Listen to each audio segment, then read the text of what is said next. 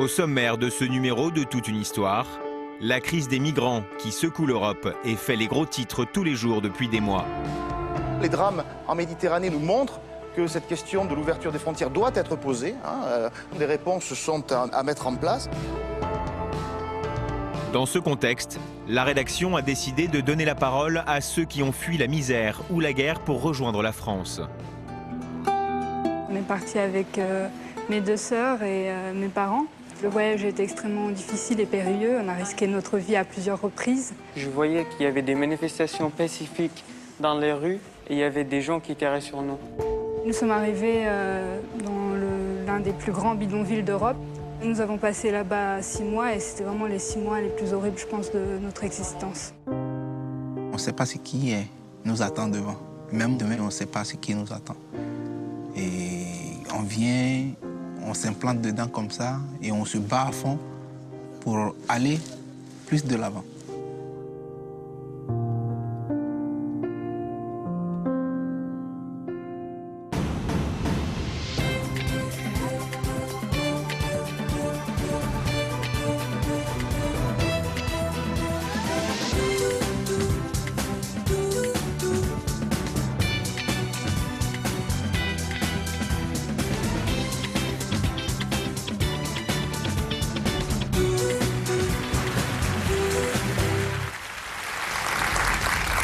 Bonjour à tous, merci de nous retrouver pour cette émission inédite consacrée au sujet des migrants. Depuis plusieurs mois, ce terme est partout dans les médias. Mais qui sont vraiment ces hommes et ces femmes qui fuient la misère ou la guerre pour rejoindre l'Europe? À quoi ressemble le périple de ces déracinés? Quelle vie trouvent-ils à leur arrivée? Et qui sont ceux qui leur tendent la main? Voilà toutes les questions auxquelles nous tenterons de répondre au cours de cette émission. Et c'est avec Yvonne, notre psychologue, que nous avons choisi d'aborder ce thème. Elle est accompagnée d'Yvan Gasto, historien et spécialiste de la migration. Yvan parle souvent des migrants au pluriel, pourtant ils sont tous différents. Ils ont chacun leur histoire. Il existe plusieurs types de migrants. Lesquels? Les motivations du migrant, les motivations des migrants sont très diverses. Et c'est difficile d'enfermer dans une catégorie un migrant. Il y a les migrants économiques, ceux qui partent pour des raisons de travail, pour trouver un lieu qui puisse leur donner une vie meilleure, sans doute. Il y a des migrants politiques, des réfugiés, on l'a vu, qui quittent la guerre, qui quittent des lieux devenus marqués par l'insécurité. Mais aussi, on a des migrants qui ont, si vous voulez, des motivations plus diverses. Je pense aux étudiants qui deviennent des migrants aussi en tant que tels. Je pense au regroupement familial. Et on peut penser aussi, par exemple, à un nouveau type de migrant qui a surgi ces dernières années, le migrant écologique, celui qui se déplace pour des raisons liées au climat, problèmes climatiques. Donc tout ça ne fait pas un ensemble de catégories, mais peut définir le migrant sous de multiples formes. Parce qu'on peut être d'un côté réfugié politique et devenir ensuite un migrant économique. Et donc tout ça se brouille de temps en temps. Donc je crois que derrière tout ça, il y a beaucoup de récits, beaucoup d'histoires à raconter en quelque sorte, qui montrent l'extrême diversité de ce terme. Alors, pour mieux comprendre la vie que mènent ce qu'on appelle communément les sans-papiers, Renaud Marco, notre envoyé spécial, s'est rendu dans le Nord, à Calais. Et c'est là que se trouve le principal camp de migrants de France. Ils sont près de 3000 à y passer plusieurs mois, parfois même plusieurs années. On en parle juste après ce reportage.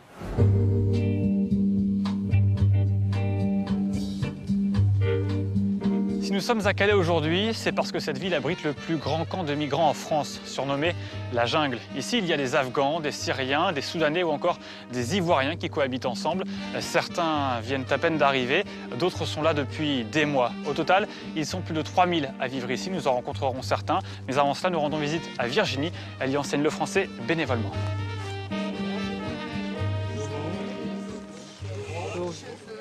Virginie, bonjour. Bonjour. Alors, je vois que la salle de classe est pleine. Oui. Qu'est-ce que vous proposez comme matière d'enseignement et quel niveau d'alphabétisation les migrants ont quand ils arrivent? Il faut tout reprendre depuis le début? Alors ça dépend, il y en a qui ont déjà des bases en français ou dans d'autres langues, parce qu'en général, au cours de leur voyage, ils ont acquis déjà bien souvent les langues des pays qu'ils ont traversés, l'italien par exemple. Et donc là, aujourd'hui, c'était un cours de lecture. On voit essentiellement des adultes. Il y a 1 ou 2 enfants. Oui. Quelle population vient prendre des cours? Il y a un petit peu toutes les nationalités. Il y a une majorité d'hommes de tous âges, hein, mais plutôt jeunes. Et puis quelques enfants. On essaie aussi de proposer maintenant des cours plus adaptés aux femmes. Avec tous ces élèves, j'ai l'impression qu'une école, ça ne suffit pas. Non, ça ne suffit pas. Et on a le projet de faire une 2e classe. Celle-ci, c'est Zimaco qui l'avait construite. Hein, et puis, il va aussi... voilà, c'est lui, Zimaco, là, qui passe. C'est lui qui a construit l'école. Voilà, Je vous laisse reprendre la suite. D'accord. Et bon courage. Merci. Pas de contrôle surprise. Hein. Non, non, non.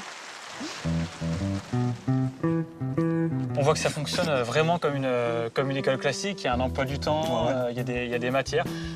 Pourquoi vous avez construit cette école Moi, j'ai décidé, si moi je parle français, parce que je l'ai étudié. Si je fais une école, ils pouvaient l'étudier aussi, le français. Vous devez être très fier. On voit que la classe était complète ce matin. Tout le monde vient ici. Hein. Oui, tout le monde vient ici. Il y a les Afghans, Pakistanais, Érythréens, Éthiopiens, Soudanais de chaque tribu.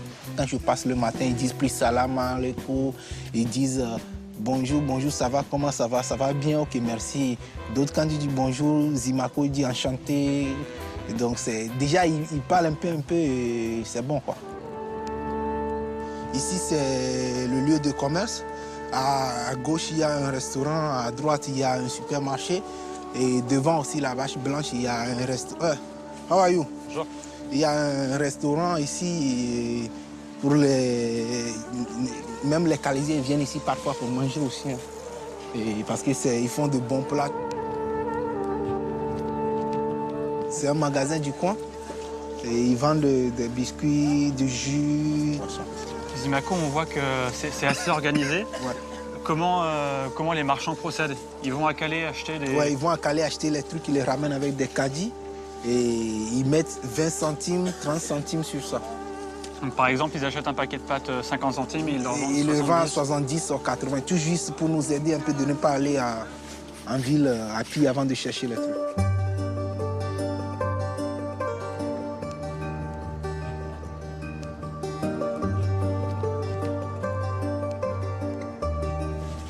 Asmani! Zimaco, c'est pour dire bonjour, c'est la sonnette en fait? Ouais. Bonjour, je le fais chaque fois avec des gens, tout juste pour leur dire voilà, c'est moi qui passe.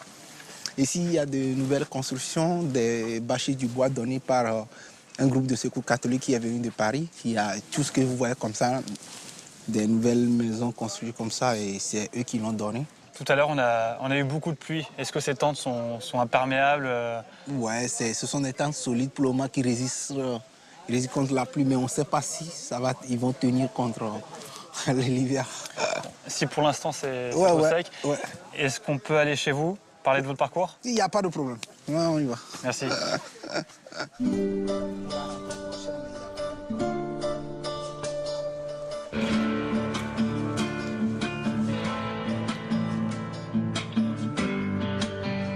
Zimaco, quand on voit le camp, effectivement, il est organisé, mais c'est quand même une grosse galère. Est-ce que si vous aviez eu connaissance de la réalité avant, votre choix aurait été le même? C'est difficile à dire parce que, d'une part, on ne sait pas ce qui nous attend devant. Même demain, on ne sait pas ce qui nous attend. Et on vient, on s'implante dedans comme ça et on se bat à fond pour aller plus de l'avant. Donc, reculer, c'est un échec. Quand tu viens, il faut l'affronter. Zimaco, qu'est-ce qu'on peut vous souhaiter à vous, personnellement? Je demande aux Français, spécialement aux Calaisiens, de nous soutenir. On dit la jungle, beaucoup ont peur. Ici, ce n'est pas les animaux, c'est les hommes comme eux.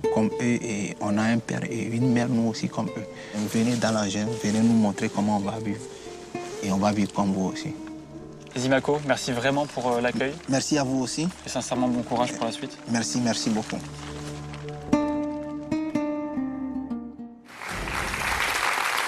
Et on retrouve les protagonistes de ce reportage. Renaud, donc, Zimaco et Virginie, merci d'être avec nous sur notre plateau. Ça a changé votre façon de voir la vie, vous? Oui, certainement, hein, parce que ça a changé ma façon de voir la vie par rapport à la volonté de tenir debout malgré toutes les épreuves et tout un parcours qui a été très difficile. On entend dans les histoires qu'il nous raconte par rapport aux conditions de vie actuelles et par rapport à cet avenir qui est incertain en fait. Voilà. Alors Zimako, vous êtes nigérian et vous êtes ici depuis 2 ans. Pourquoi déjà avez-vous quitté le Nigeria?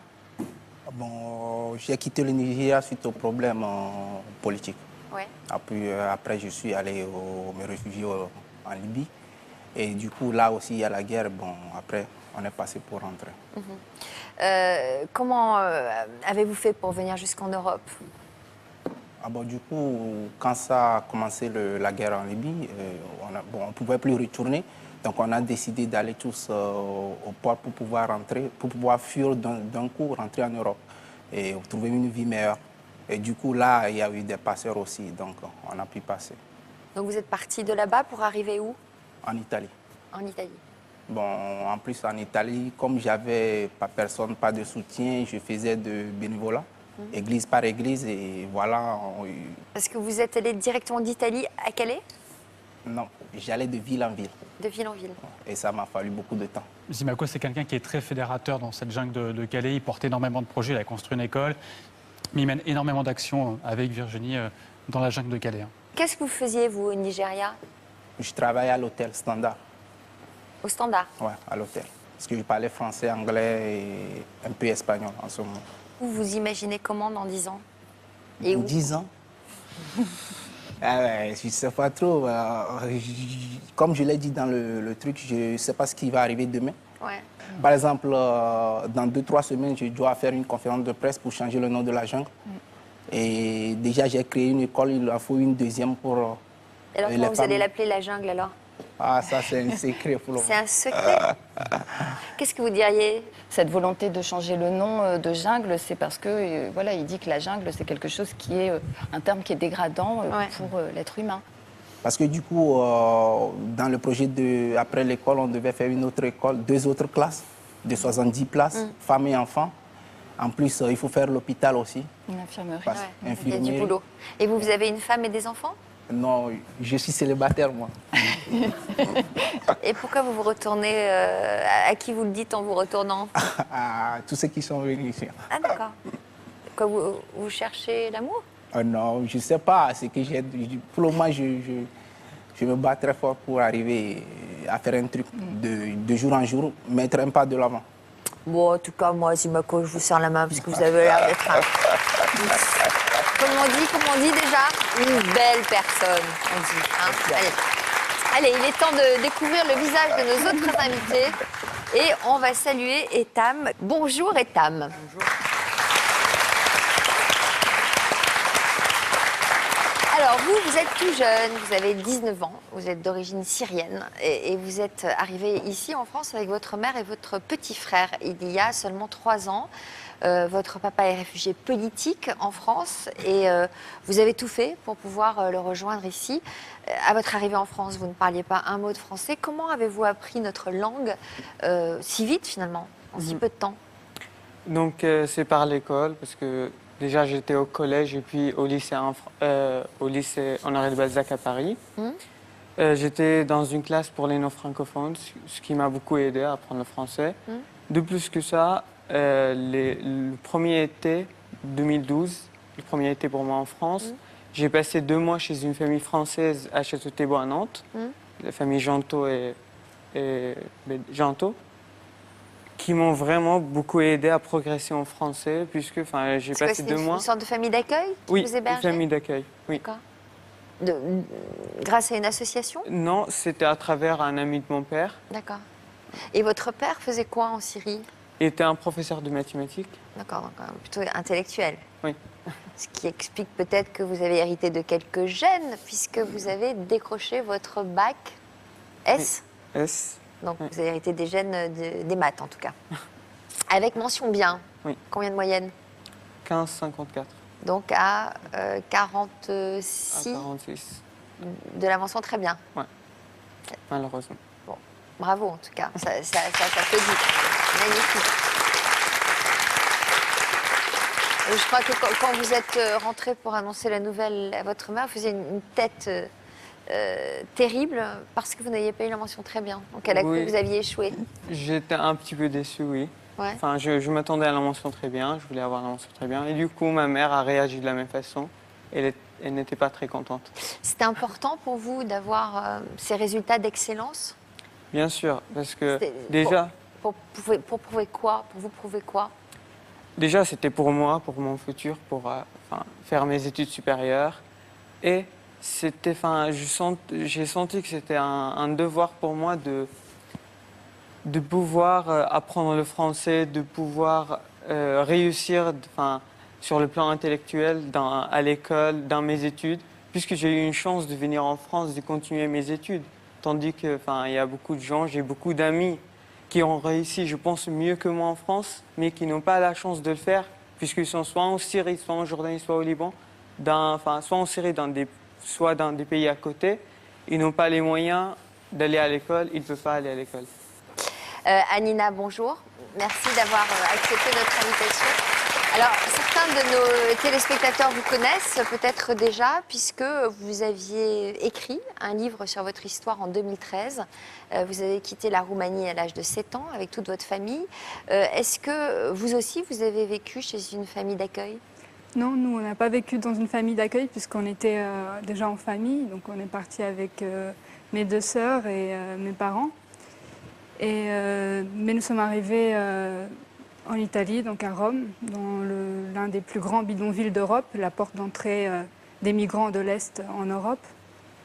Et après avoir passé quelques mois là-bas, nous avons réussi à...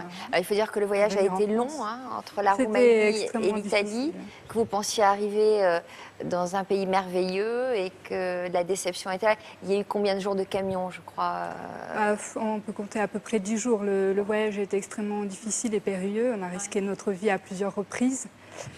Mais on a fini par arriver et malheureusement, nous sommes arrivés vraiment dans un endroit terrible.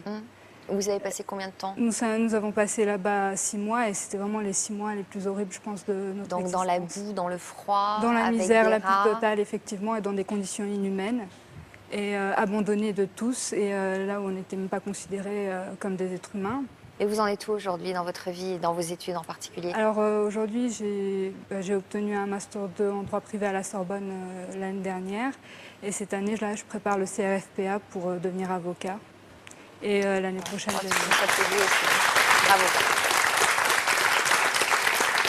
Et puis Bénédicte, vous êtes enseignante, vous êtes mariée, vous êtes mère de 5 enfants. Et depuis plus d'1 an et demi, vous avez justement décidé de venir en aide aux migrants en les accueillant chez vous.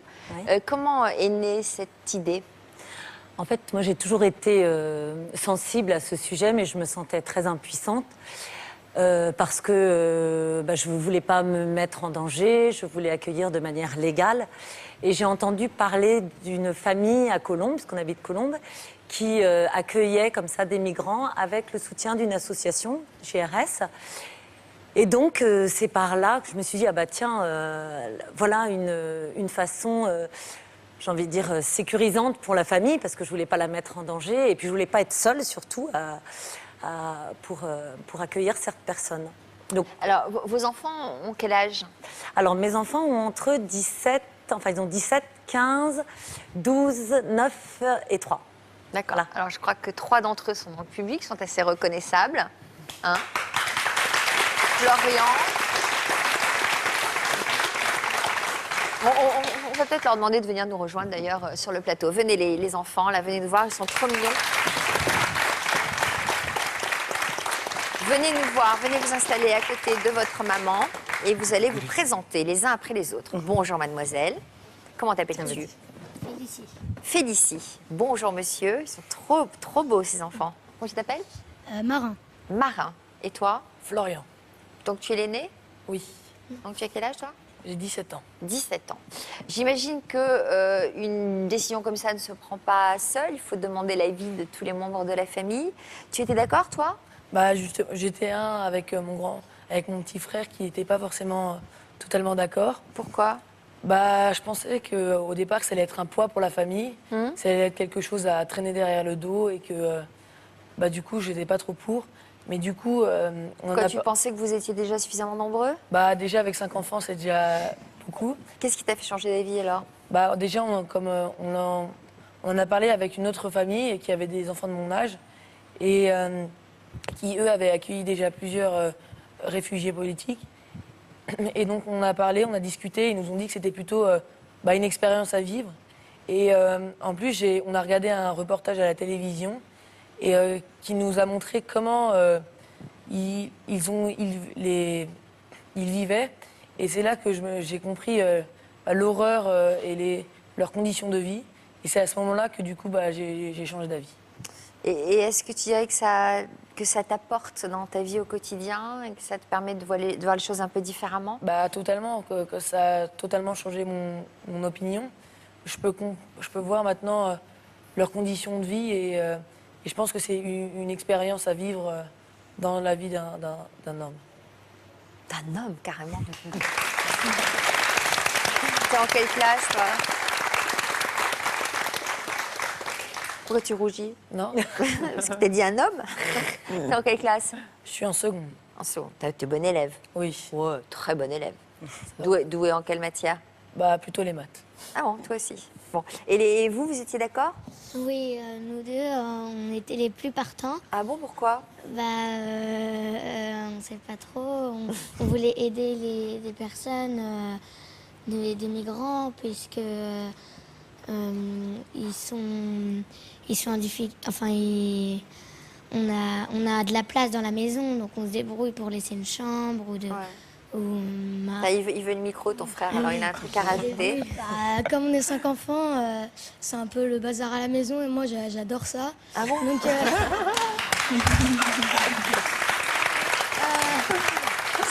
personne de plus, ça me dérangeait pas du tout. Justement, ça me faisait plaisir et j'étais très content d'accueillir des migrants. Alors, qu'est-ce qu'on voit sur cette photo? C'est Boubacar, il vient de Guinée-Conakry. Donc c'est le premier qu'on a accueilli. Là, c'était Mardi Gras, il allait bientôt partir. Il était très joyeux. C'est pas triste quand ils s'en vont parce que vous attachez à eux? C'est pour ça que c'est limité à 1 mois et demi pour pas trop s'attacher, mais on le revoit toujours, on garde contact avec lui. Parce que Etam, par exemple, vous avez passé combien de temps, vous, chez votre famille d'accueil? 2 mois. 2 mois. Ouais. Et c'était des bons souvenirs avec eux aussi? De très très bons souvenirs, inoubliables. Oui. Ouais. J'ai passé beaucoup de temps, on a passé du temps à la mer. En fait, ils m'ont fait amuser à apprendre le français. C'était génial. Alors bon, je vois un peu le résultat auprès de ces enfants. C'est une ouverture d'esprit formidable pour eux. Ça permet des dialogues, ça ouvre des horizons, j'imagine. Oui, c'est une ouverture d'esprit et puis aussi l'apprentissage d'une certaine finesse. Ouais. Accepter de ne pas tout comprendre. Les enfants ont tendance à vouloir, enfin au début, après ils ont compris, à vouloir poser des questions. Certains nous parlent de leur vie intime, d'autres pas du tout. Et voilà, il faut accepter de ne pas savoir, de ne pas maîtriser. Et ça vous vient d'où, vous, cette envie d'aider les autres? Vous êtes très croyante, vous avez ça en vous depuis toujours? Ça vient d'où? C'est une curiosité? Alors, mes parents s'étaient pas mal investis dans les années 70-80 pour accueillir les Cambodgiens. Ça m'avait marqué et j'avais toujours ça en tête. Mais toujours dans l'idée de quelque chose de sécurisé et d'être aidé. De ne pas faire ça toute seule. Alors, ça se passe comment concrètement? Vous jouez quel rôle auprès d'eux? Alors concrètement, eh bien, on leur donne la clé. Ils partent souvent le matin parce qu'ils ont plein de papiers à régler. Ils doivent apprendre le français. Et puis ils reviennent en fin de journée. Alors c'est variable, suivant les personnes, les migrants qu'on accueille. Certains restent dîner. D'autres préfèrent dîner avec les restos du cœur ou dans des kebabs avec leurs copains. C'est variable, quoi. Voilà, donc à nous d'accepter, en fait, d'avoir une certaine souplesse. Et puis après, le linge, il lave le linge. Mais tout est à votre charge, par exemple, quand ils prennent leur repas chez vous? Oui, c'est entièrement bénévole. Voilà, c'est entièrement bénévole. Entièrement bénévole, ça, on n'a pas d'aide financière et voilà. Mais en fait, et alors, qu'est-ce que vous avez observé dans votre famille, auprès de vos enfants? Qu'est-ce que ça a apporté? Alors, ça apporte beaucoup de gaieté, ça c'est sûr, ça met une joie et puis...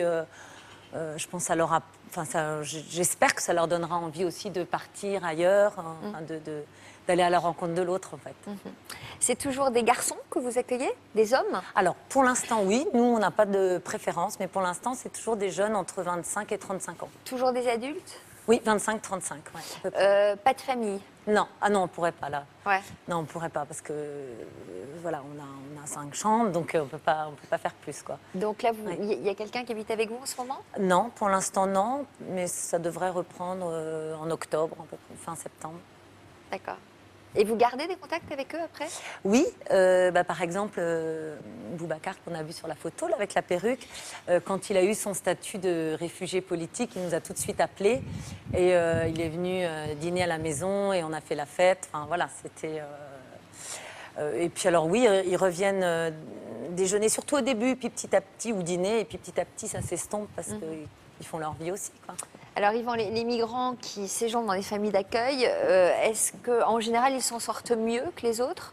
On le voit à travers ces exemples. Il y a effectivement la possibilité de trouver un cadre qui peut manquer au départ et pour une mise en route, pour un début d'implantation, il me semble que ce sont les conditions idéales, ce qui m'amène à évoquer finalement une certaine tradition d'accueil des Français, je dirais, de la France et des Français, puisque cet accueil, il est organisé de différentes manières. On a là des cas individuels de familles qui accueillent des migrants à leur propre niveau, peut-être en aide avec des associations, je ne sais pas, mais on voit aussi qu'il y a tout un tissu associatif qui depuis des années, vous parliez du cas des réfugiés cambodgiens dans les années 70, effectivement, il y a déjà cette longue tradition d'accueil d'un certain nombre d'associations. On peut parler de tout un ensemble d'associations, France Terre d'Asile, par exemple, ATD Carnon. Il y a tout un tissu, bien souvent d'ailleurs pas mal imprégné je dirais, de valeurs chrétiennes. Parce que les chrétiens, c'est un principe biblique, l'accueil de l'étranger, d'une certaine manière. Et donc, effectivement, les valeurs chrétiennes sont souvent portées à travers cet accueil des migrants. Et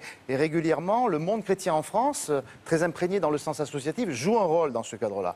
Sans oublier aussi l'État. L'État aussi, depuis un certain nombre d'années, se charge, sous une autre forme, bien entendu, très différente de la vôtre, de l'accueil des étrangers. Je pense notamment à ce qui a été créé en 2009, c'est l'OFII, l'Office français pour l'immigration et l'intégration, qui développe toute une série d'aides, toute une série de mesures en faveur de l'accueil d'un certain nombre d'étrangers. Yvonne, comment vous percevez, vous, cette volonté familiale d'accueillir des migrants? Je crois que Bénédicte illustre bien cette générosité et ces passeurs d'humanité que vous êtes. Je crois que quand on accueille des inconnus, c'est pas du bénévolat, c'est-à-dire qu'on donne, mais on reçoit effectivement beaucoup.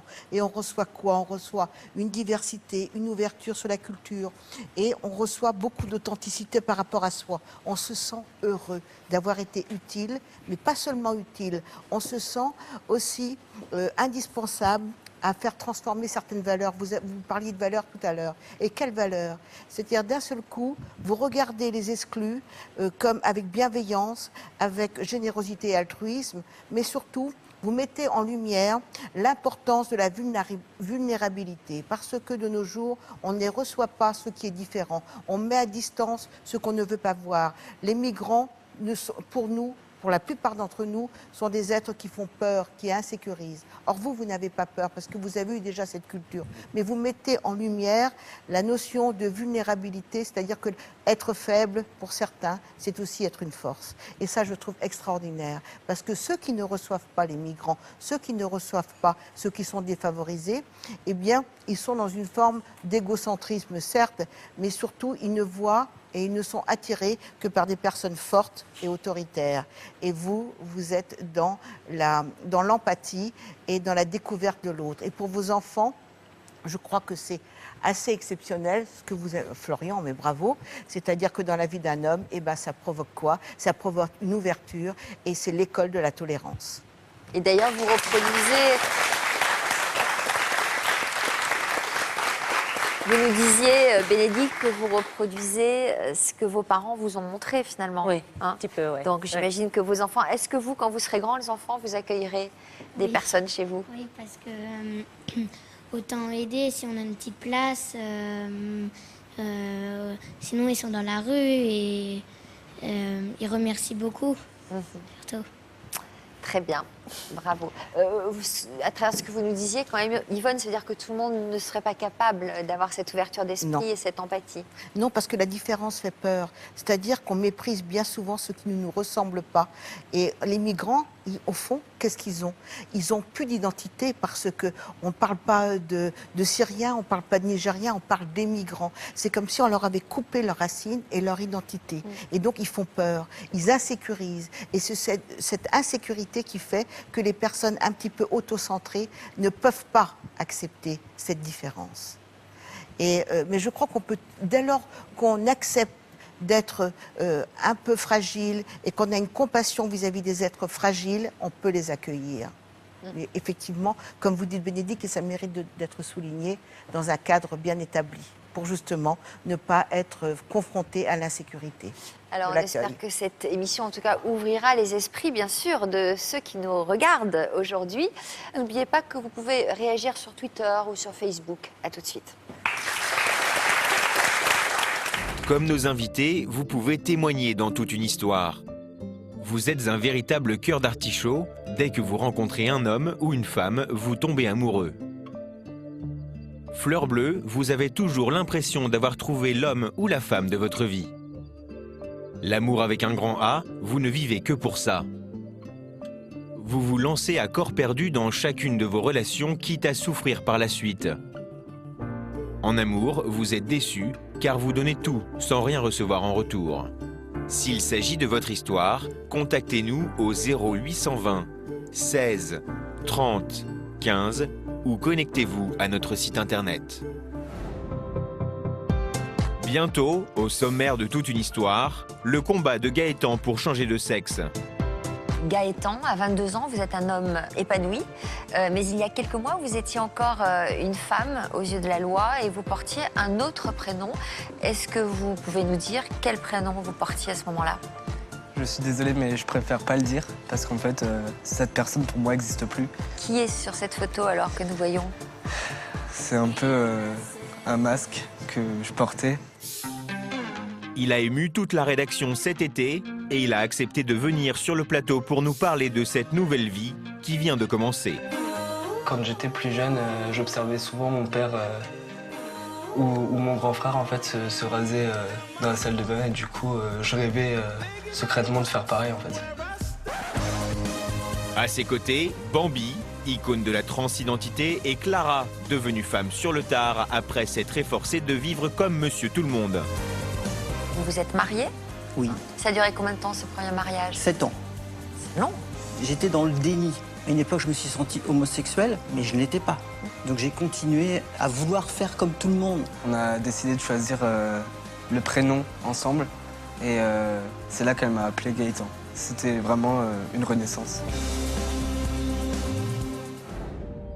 Pour un autre numéro de toute une histoire, suite à un héritage, votre famille a volé en éclats. Vous avez hérité d'un membre de votre famille et depuis, tout le monde vous a tourné le dos. Vous avez remporté votre procès contre un proche qui vous avait volé votre part d'héritage. Après avoir été longtemps divisé à cause d'une succession, vous avez réussi à vous réconcilier avec votre famille. Vous étiez le seul héritier, mais pour ne pas mettre à mal les liens forts qui vous unissaient au reste de votre famille, vous avez décidé de partager votre héritage. Si vous vous sentez concerné, contactez la rédaction par téléphone au 0820 16 30 15 ou par le biais de notre site internet. Bienvenue si vous nous rejoignez sur le plateau de toute une histoire. Cet après-midi, nous avons choisi de faire connaissance avec des migrants, ceux qui font les gros titres depuis des mois, car en ce moment, un nombre record de personnes arrivent chaque jour en Europe. Et Tam, on l'a dit tout à l'heure, vous avez fui le régime de Bachar al-Assad avec votre famille il y a 3 ans. Avant cela, vous viviez en Syrie. Quels souvenirs vous gardez justement de votre enfance à des milliers de kilomètres de chez nous? J'ai des souvenirs très heureux de mon enfance, même si on vit dans un pays dictatorial, mais on reste des enfants, on n'est pas conscient de ce qui nous entoure. Du coup, je garde beaucoup de souvenirs. J'habitais dans un même immeuble avec mes cousins, par exemple. On sortait. Donc, quel niveau de vie? Une famille plutôt bourgeoise là-bas? Non, ni bourgeoise, ni pauvre. Ouais. Enfin, classe moyenne, quoi. Classe moyenne. Ouais. On n'était pas pauvres. Et puis, enfin, j'ai des souvenirs heureux, comme je l'ai dit. Jouer au basket avec mes potes, aux échecs, dans un club. Vous étiez encore à l'école lorsque vous avez commencé à vous rebeller. Vous rebellez contre quoi? Je me rebellais contre ce que je voyais et non pas contre des causes politiques parce que j'avais 16 ans ou 15 ans à l'époque. Ouais. Je me rebellais contre le régime qui tuait les gens. Je voyais qu'il y avait des manifestations pacifiques dans les rues, on ne portait rien du tout et il y avait des gens qui tiraient sur nous. Donc je me rebellais pour mes amis qui sont morts. Ouais. Votre père, lui aussi, s'opposait au régime? Oui. Ouais. Il était un opposant de régime, même depuis avant la Révolution, depuis longtemps. Alors, en mars 2011, en plein printemps arabe, votre père, justement, a manifesté contre le régime. Il vous a même emmené avec lui contre la vie de votre mère. À l'époque, vous aviez 15 ans. Est-ce que vous aviez conscience du danger qui entourait ces manifestations à ce moment-là? Sûrement, quand on est dans la manifestation et on voit d'un coup, il y a les polices qui arrivent avec leur voiture, ils commencent à tirer sur les gens. J'ai conscience du danger qu'on avait et même, on déménageait d'une maison à une autre. Donc oui, c'était très dangereux. Parce que vous étiez obligé de vous protéger contre le régime, parce que votre père était fiché comme opposant? Oui, et de plus parce que mon père avait des contacts avec les chaînes de télévision, puisque c'était interdit aux médias d'entrer en Syrie, à Dera. Et du coup, il était un témoin de ce qui se passait. Il disait ce qui s'est passé et du coup, il devait se cacher comme nous, sa famille. Et il a même dû faire plus que se cacher, parce qu'il a dû fuir le régime et quitter la Syrie. Oui, et 2 mois après le début, quand l'armée est entrée à Dera, ses amis lui ont dit « Tu dois quitter Dera, soit tu seras mort ». Ouais. Il a traversé la frontière pour aller en Jordanie, parce que Dera est juste à côté de la Jordanie. À combien de kilomètres? 3, je pense. 3 kilomètres? Ouais, c'est juste, oui, c'est collé à ma ville. Donc il s'est retrouvé en Jordanie pour après rejoindre la France? Il est resté 8 ou 9 mois en Jordanie. Et puis oui, il avait des contacts avec l'ambassade française pour raconter ce qui se passe comme étant témoin de Dera. Et ils lui ont donné le statut de réfugié politique pour venir en France. D'accord. Donc il est arrivé en France quelques mois plus tard, en décembre 2011. Et du coup, vous avez organisé votre fuite pour le rejoindre avec votre mère? Moi personnellement, je ne voulais pas quitter la Syrie. Mais après, parce que je ne voyais pas que ce soit égal, ce soit juste que je quitte la Syrie alors que j'ai des amis qui vont rester en danger. Et, ça me fait des remords jusqu'à aujourd'hui. Ah ouais? Oui. Et, mais à la fin, j'ai vu ma mère pleurer à plusieurs fois. Et ils l'ont arrêtée. Et ils l'ont demandé pour moi aussi, parce que je manifestais à l'école. Du coup, à la Pourquoi fin... elle pleurait, votre mère? Parce qu'elle avait peur? Elle avait peur pour nous. Et moi aussi, en même temps, j'avais peur pour mon frère et pour ma mère. Et pour moi aussi. Mais aussi pour mes amis que j'ai quittés. Donc c'était un déchirement entre la culpabilité de partir et la nécessité quand même. Vous n'aviez pas trop le choix. Ouais. Et j'ai toujours des remords. Par exemple, il y a une petite histoire. Quand j'étais à Dera, mon ancien prof d'échecs, il m'a appelé à un moment et il m'a rencontré. Il m'a dit tenez cet argent, parce qu'il savait que mon père était en fille, on n'a plus de salaire. Alors que lui, il est beaucoup, beaucoup plus pauvre que nous. Vous voyez ce sentiment de solidarité? Il y a une semaine, il m'a appelé. Il m'a dit, est-ce que tu peux faire venir mon fils en France parce qu'il a reçu une balle dans la colonne vertébrale. Et je ne peux rien faire pour lui. Je n'ai pas les moyens. Je ne sais pas comment le faire venir en France. Et ça fait vraiment un sentiment de remords. Mais il a quel âge son fils? Horrible. Il est adulte. Il a 20 ans, je pense. Il faut quoi, lui trouver une famille d'accueil? Pas une famille d'accueil, mais lui donner un visa pour venir se soigner en France. Vous avez donc fui avec votre mère et votre frère. Qu'est-ce qui s'est passé quand vous êtes arrivé à la frontière jordanienne?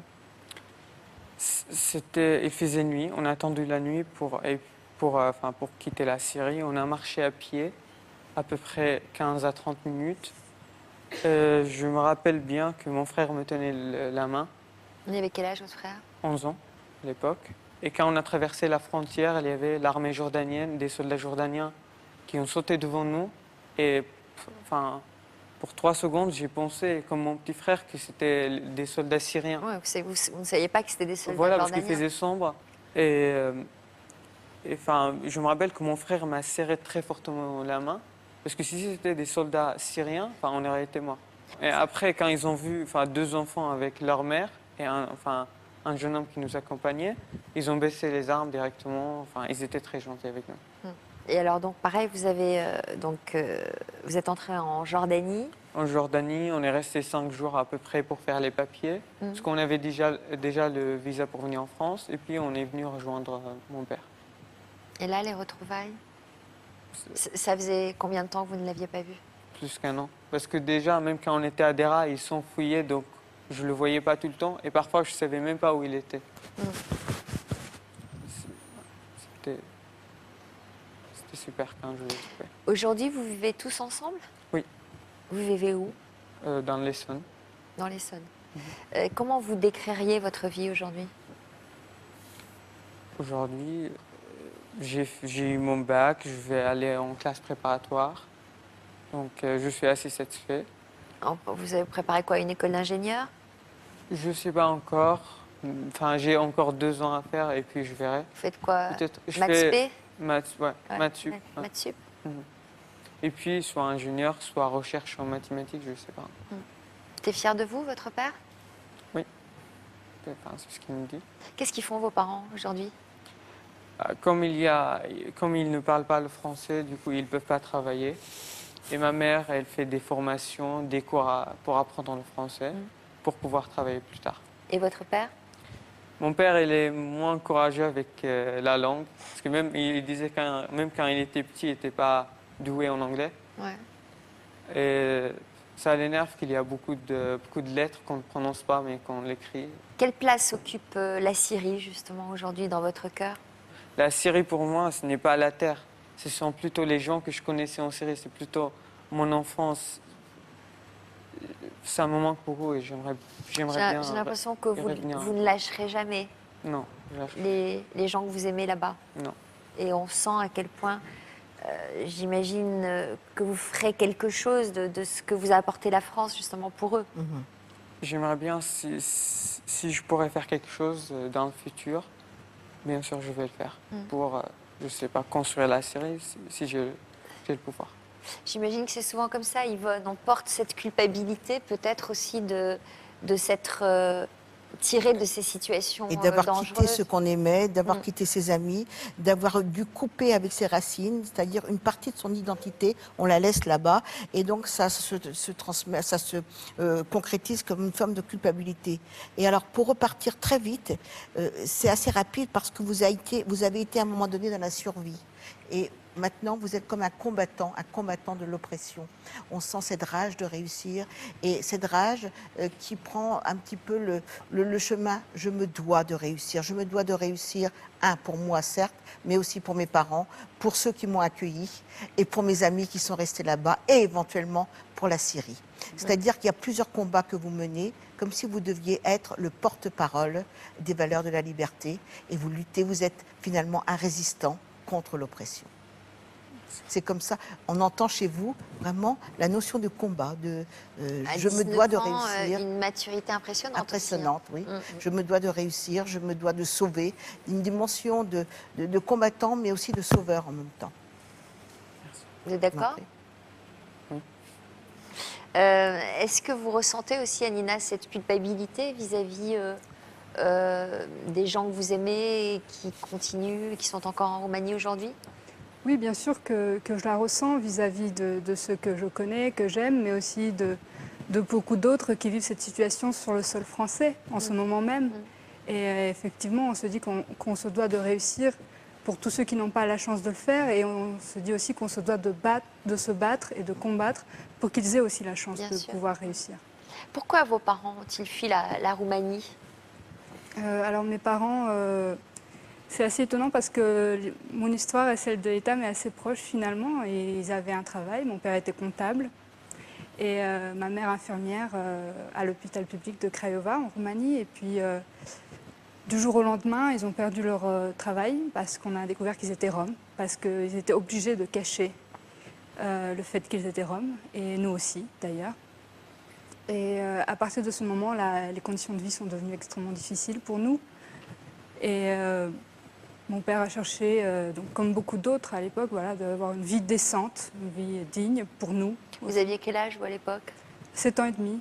Vous sentiez ce rejet? Vous en souffriez au quotidien? J'en ai beaucoup souffert, oui. J'en ai beaucoup souffert dès l'enfance. Dès la maternelle, en fait, on se sentait rejeté. Je me sentais rejetée par les enfants, mise à l'écart, suspectée. Et le fait d'être rome, c'était ressenti comme une culpabilité, comme une honte. Nos parents, dès notre plus petite enfance, nous ont appris à parler le roumain et à toujours cacher le fait d'être rome. Et c'est assez difficile à vivre. Pourquoi ont-ils choisi l'Italie plutôt que la France? Non, mes parents ont choisi la France. Ils étaient dans la nécessité de partir, ils n'avaient pas le choix parce que, voilà, pour avoir une vie décente. Mais la France était un choix, par contre. Mon père était un francophile.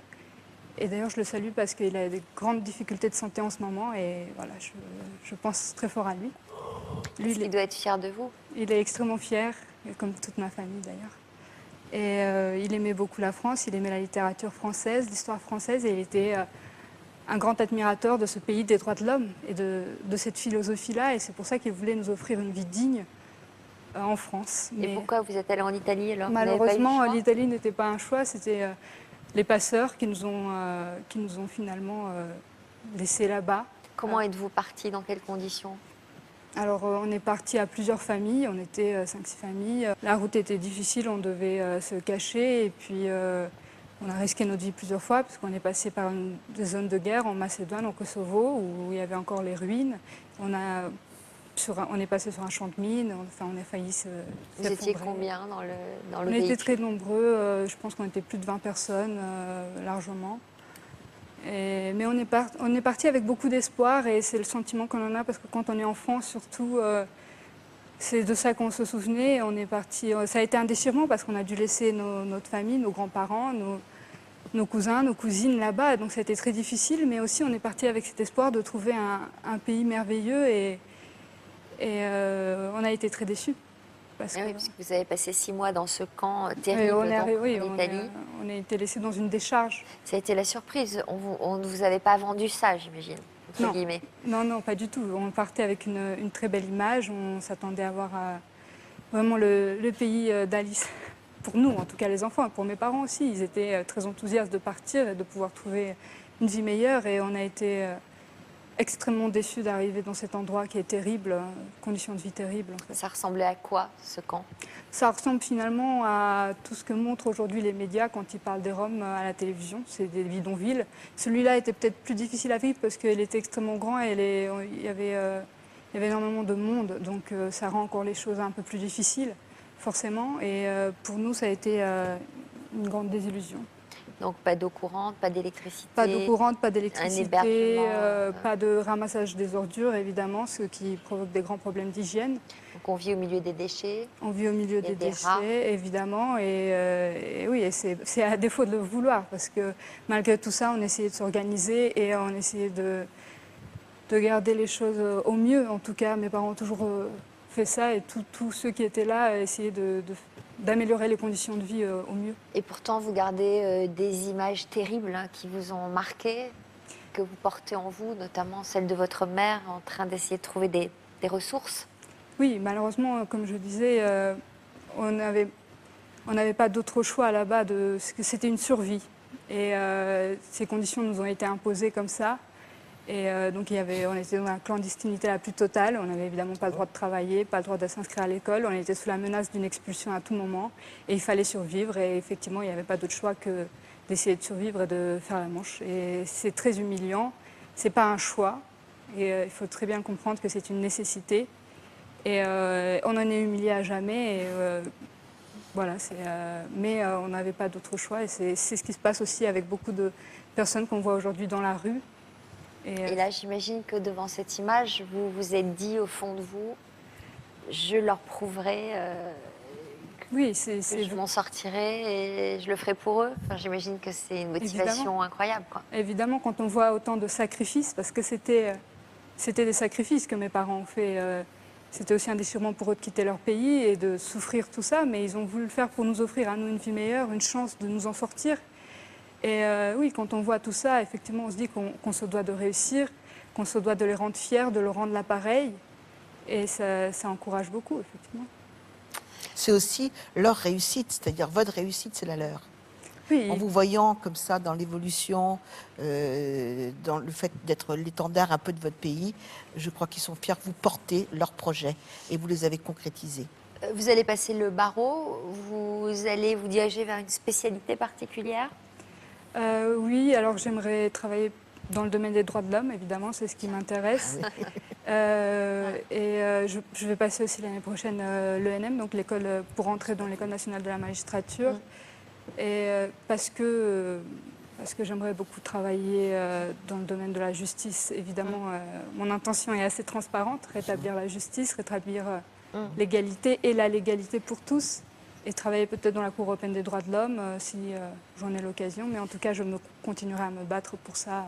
Et alors, comment vous en êtes sorti de ce camp sordide? Comment vous êtes parvenu en France et que font vos parents aujourd'hui?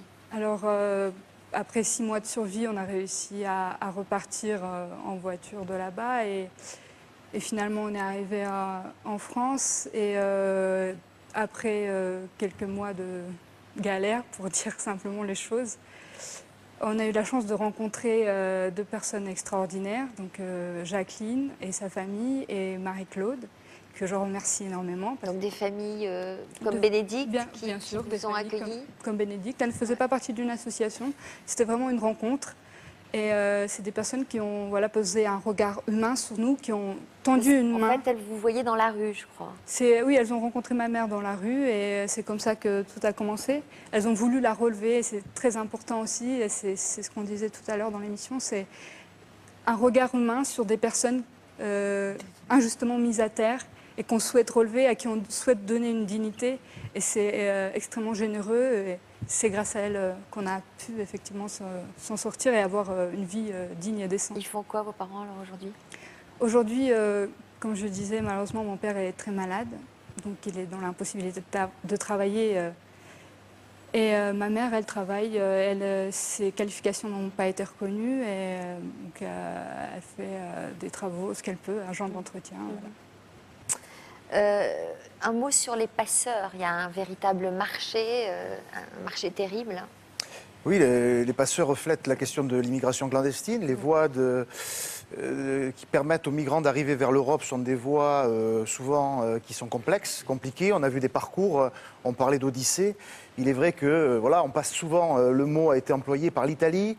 Et puis, il y a ces 2 points nodaux qui sont Calais, bien sûr, et Vintimille, qui sont des points de passage souvent focalisés par les médias, parce qu'ils sont là aussi pour nous rappeler que la France est un pays de frontières, même si, par ailleurs, les frontières de l'Europe sont en théorie évacuées. Donc il y a là une vraie contradiction.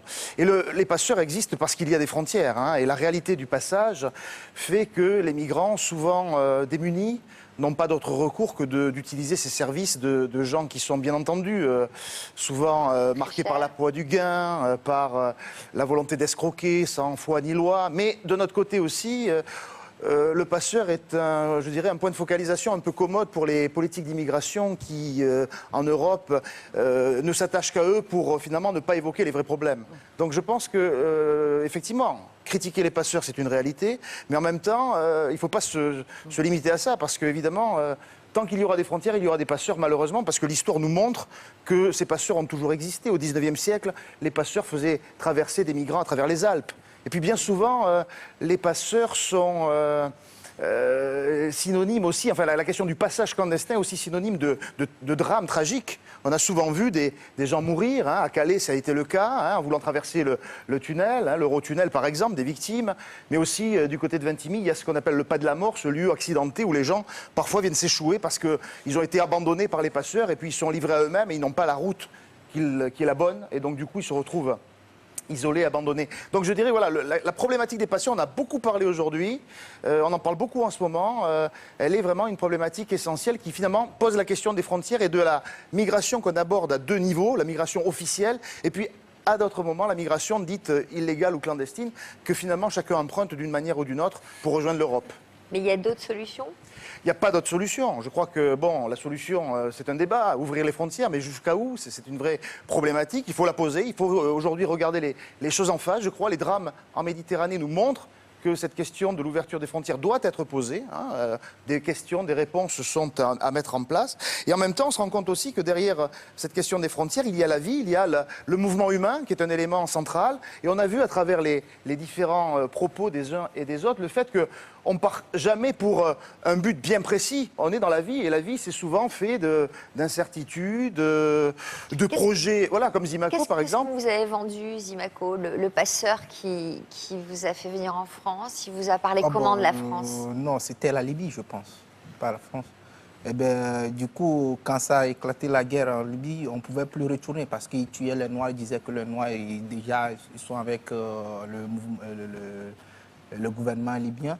Et du coup, on était allé là-bas. Bon, en plus, moi, j'étais chanceux le jour-là. J'avais que $300 libyens dans les poches. Et il m'a dit, bon, les gens, ils payent 2000, 1500. Bon, si t'as pas, tu rends. J'ai dit, non, moi, tout ce que j'ai, c'est 300. Et le 28 avril 2011, et il était 10 h de la nuit et j'étais le seul. Il avait fait monter tout le monde. Bon, il restait 20 minutes, il me regardait, il dit, bon, du coup, moi, j'ai 300, j'ai rien, tu peux me fouiller les poches, je sais pas, bon.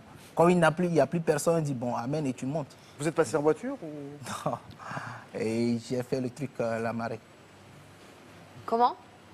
Il a pris un bateau, J'ai pris un bateau, moi. Mais ce n'était pas comme les bateaux d'aujourd'hui. Non. C'est des bateaux solides avec double moteur, comment c'est, les grosses trucs tonneaux de carburant. Du coup, on est arrivé aussi le samedi 1er à 2 h du matin. Vous êtes arrivé en Sicile, Zimaco, non? Oui, Sicile, la ville propre. Ouais. C'est un bateau qui a réussi à accoster. Et dans son malheur, il a eu C'était pas encore la période des exodes massives. Donc c'est aussi pour ça que le passeur a accepté le prix de $300. Ça a été un concours de circonstances, mais aujourd'hui, les pistes sont multipliées par 10. 3 000, 4 000, 5 000 $. Un mot sur l'importance de votre présence ici aujourd'hui. Ça vous tenait vraiment à cœur de venir participer à cette émission? Certainement pour rendre hommage à votre papa, j'imagine? Oui, il y avait aussi de ça, bien sûr. Et pour tout simplement dans la même volonté qu'Eitam, je pense, de vouloir redonner aussi une identité à toutes ces personnes dont on parle. On parle des migrants, on parle aussi beaucoup des Roms. Et on oublie de parler des hommes, des femmes, des enfants qui vivent des drames, qui vivent des conditions extrêmement difficiles. Et on oublie de parler aussi qu'ils peuvent être une richesse et qu'ils peuvent apporter beaucoup à ceux qui les regardent avec humanité.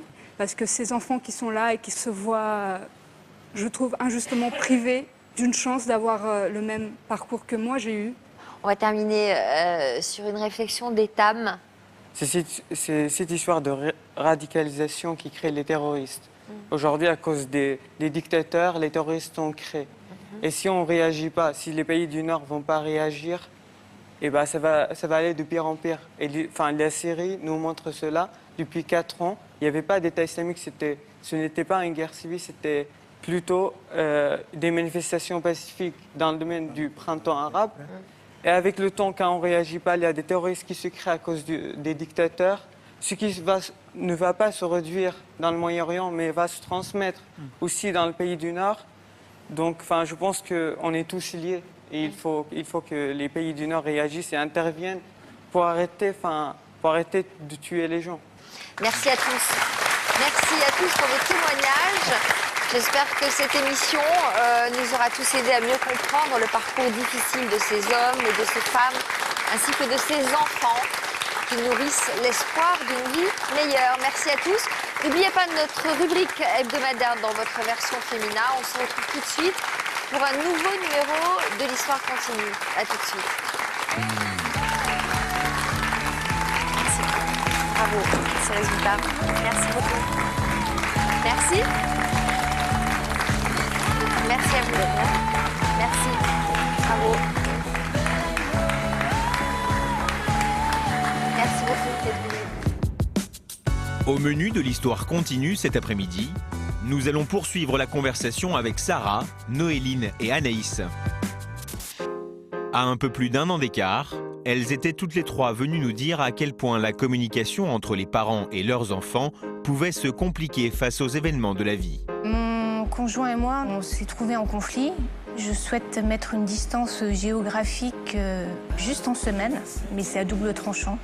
Parce que je ne veux pas reproduire ce que ma mère a fait avec moi et le cacher à mon enfant. Votre fille est restée en Normandie avec son petit ami. Voilà. Quelle nouvelle découverte avez-vous faite 6 mois plus tard? Qu'elle est de nouveau enceinte. Aujourd'hui, elles reviennent pour faire connaissance et elles sont plus bavardes que jamais. Enzo, je lui dis tout et pour moi, c'est important de tout lui dire pour qu'il n'y ait pas de tabou. J'ai compris ma mère et elle m'a comprise. Voilà, ça a été réciproque, on s'est comprise mutuellement. À tout à l'heure sur le plateau de l'Histoire continue.